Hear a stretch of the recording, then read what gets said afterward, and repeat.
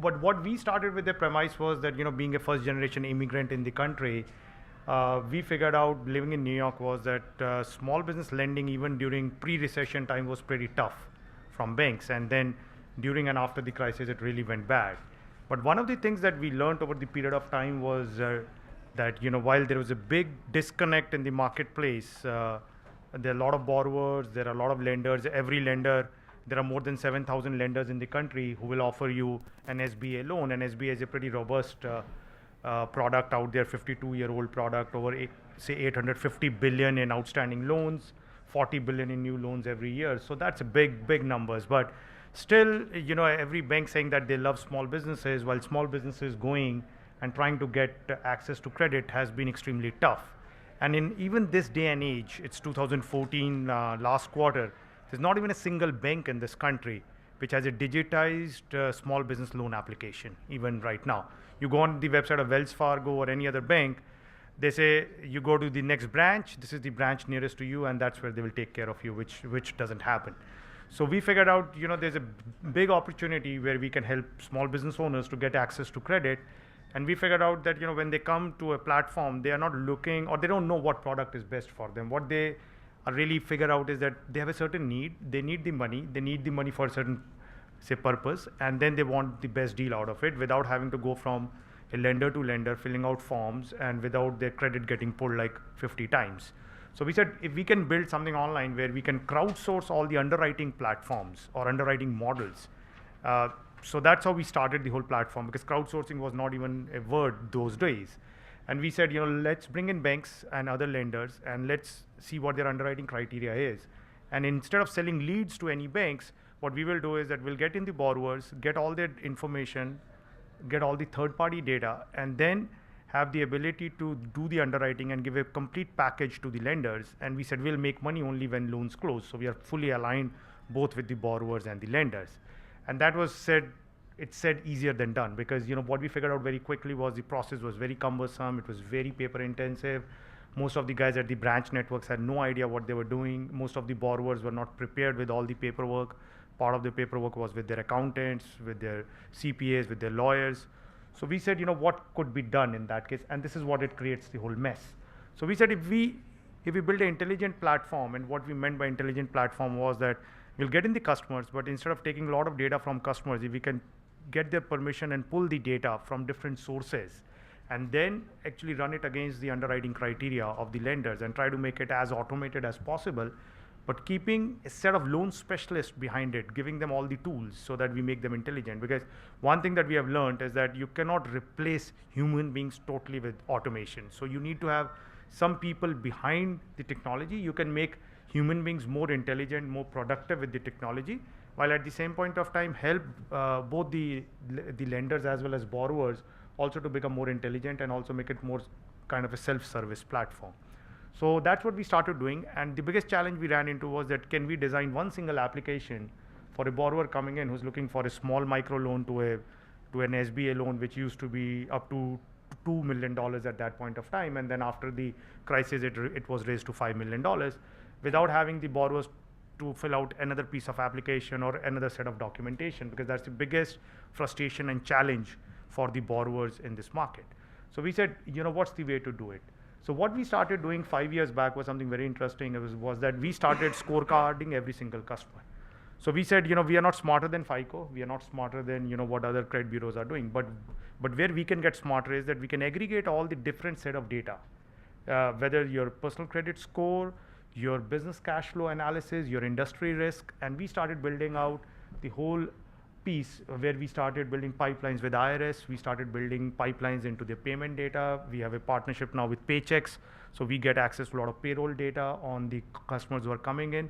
And then we said, if we actually, take all these different things and then can come up with a score which actually gives the customers as well as the lenders the ability to look at things that they really understand, like FICOs and the cash flows and the debt to income ratios, and can actually club it back into one single score, which actually changes itself based on the fact that how businesses are performing. Let's say they file their taxes on time, then we pull their IRS data, we can see whether their financial performance has improved. how they are doing in their bank cash flow, because we sync their bank accounts. We are looking at the overall industry risk. We look at which zip code they are coming in from, and actually give the customers an ability to see that also what they need to do in order to improve their credit worthiness.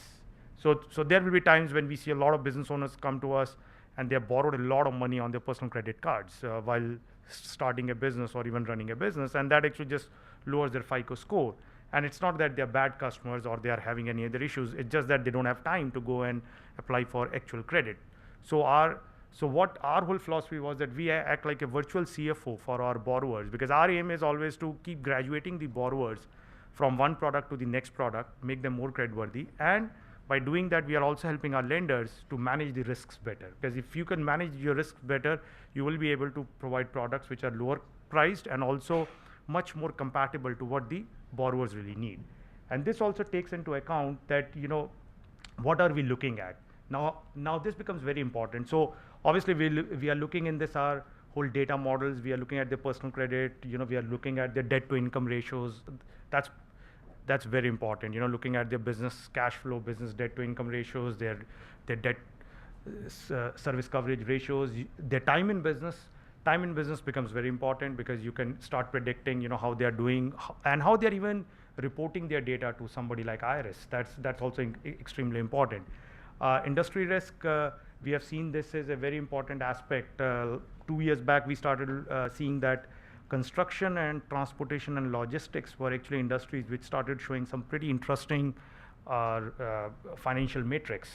So compared to the data 3 years prior to it, in the last 2 years, we started seeing a lot of improvement, especially in California and Florida. So all of a sudden, we could start seeing that even before any of the national economic data was starting to predict that real estate market is coming back, we could start seeing more activity. We started seeing a lot of impact of shale oil and shale gas right now, actually in transportation and logistics businesses, in businesses like hotels and motels, which actually have been considered typically pretty risky by the lenders if you look at the data over the last 7-8 years from a default perspective. So that gives you a great idea both for upturn and downturn piece. Corporate risk is extremely important. So what we did over 3 years back was that we built a whole API into all different Secretary of States, because one of the things that we figured out was that if you don't have a good housekeeping within your corporate structure, whether you're a sole prop, you are a LLC, you could be anything, that actually is a pretty good indication of how you manage or run your business.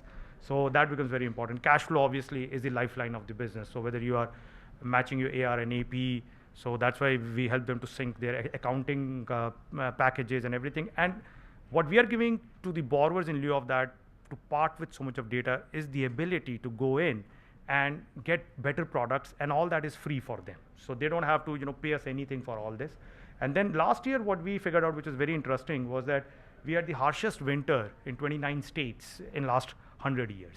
And we started looking at the cash flow analysis, and we started looking at businesses, which got mostly impacted by the weather. So this year, what we have done is that we are also incorporated weather data, weather algorithms, that anytime temperature goes 10 degree Fahrenheit below last 20-year average, we should be able to actually look at those businesses and can see whether their cash flow will get impacted, look at their bank data, look at their payment data, their payroll data, and should be able to predict even better and better for our lending partners also, if they have an existing portfolio or more of these businesses are coming to us. The other piece that we have seen is that how you generate your customer base. So if you know your customer well, so from a data and a risk perspective, that's very important. We have seen our historical default rate on our platform has been 1.78% from on the number of loans, and only 0.75% of the dollar lost. And the reason why it's so low is that every single customer on our platform gets a dashboard. Every single customer is sourced. We know from where it has been sourced. We have clear idea that every single customer will get exposed to all our tools and risk platforms, and they should get a free advice, free consultation, both online and if they need through one of our loan specialists. So for anybody who's looking to manage risk, that's a very important thing that we have learned over a period of time. Know your customer well. The more you know your customer, the less trouble you will have. And also for our institutional platform, what we have seen is that we expose our customer data, which is non-private data, to all our institutional guys, so that they can see the same thing across the board, what the what we are seeing. So that also helps on an ongoing basis. So I think that's an important piece. And then creating a single intelligent online application, which is again, if you have multiple applications for multiple products, it actually creates more problem, and there is more drop-off rate and less data that you will be able to analyze at one given point of time. And then we have created all the data syncs, whether with Secretary of State, whether with IRS, whether with credit bureaus, bank data, and that has been helpful. And then, getting payment processors, payroll companies, all our loans above $25,000 have a site visit concept involved. There's a merchant interview. All this helps us to know our customer better, which is extremely important. If there's a missed payment, if something happens, the faster you contact the customer and you understand their problems, most of them will come back. You can work out a short-term payment plans for them and everything. The more they linger on, the more problem it creates. And obviously, knowing your customer upfront actually helps you because you have a direct connect with every single customer out there. So I think that's important.